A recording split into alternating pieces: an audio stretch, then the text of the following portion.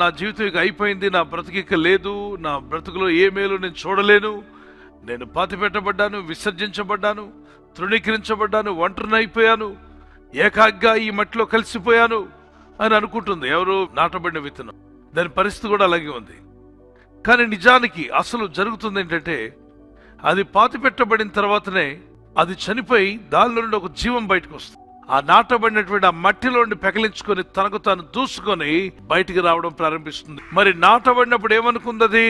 నా బ్రతుకు అయిపోయింది, మట్టి పాలైపోయాను, నాకు మంచి భవిష్యత్తు లేదు, ఏం జరుగుతుంది నా జీవితంలో, ఏమిటి ఇలా అయిపోయాను, నా బ్రతుకులో వెలుగుండేది వెలుగు కూడా లేదు, నన్ను పాతి పెట్టారని బాధపడుతుంది. కానీ నిజానికి అక్కడ నుండి దాని జీవం, తన భవిష్యత్, తన ఫ్యూచర్ ప్రారంభంగా అవుతుందన్న విషయం దానికి తెలియదు. నాటిన రైతుకు తెలుసు అది చనిపోవట్లేదు, కానీ అది పెద్ద వృక్షంగా మారబోతుందని. మనం కూడా కొన్ని విషయాలు ఏం జరుగుతున్నాయి మీకు అర్థం కాకపోవచ్చు. ఉద్యోగం లేక, వ్యాపారం లేక, పోనీ అన్నీ ఉన్నా కూడా మనశ్శాంతి లేక, నివాసం లేక, ఏం చేద్దామని అన్ని కూడా ఆటలు ఆటంకాలుగా ఉండిపోయి ఒంటరిగా మిగిలిపోయావా? బాధలో ఉన్నావా? కృంగిపోయావా? సమస్యలు నిన్ను కప్పివేస్తున్నాయా? అయితే భయపడద్దు. దేవుడు నిన్ను అక్కడ నాటాడు. ఆ పరిస్థితులన్నీ ఛేదించుకొని నువ్వు బయటికి రాబోయే రోజు రాబోతుంది. ఒక రోజున యూ విల్ కమ్ అప్. దేవుడు నిన్ను పైకి తీసుకొస్తాడు.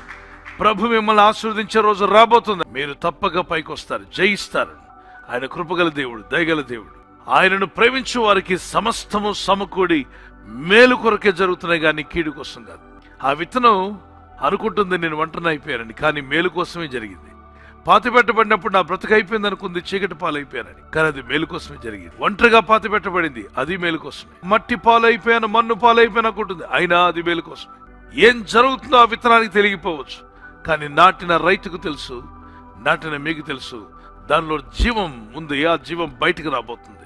ఆ జీవాన్ని బయటకు రప్పించడానికి ఈ ఒత్తిడులన్నీ కూడా, ఈ శ్రమలు, ఈ బాధలన్నీ కూడా, ఎన్ని సమస్యలు, శోధనలు సాతానుడు మీ వద్దకు తీసుకొచ్చినా మిమ్మల్ని వాడు ఒత్తిడికి గురి చేసే కొలది మీలో దేవుడు పెట్టిన జీవం బయటకు రాబోతుంది.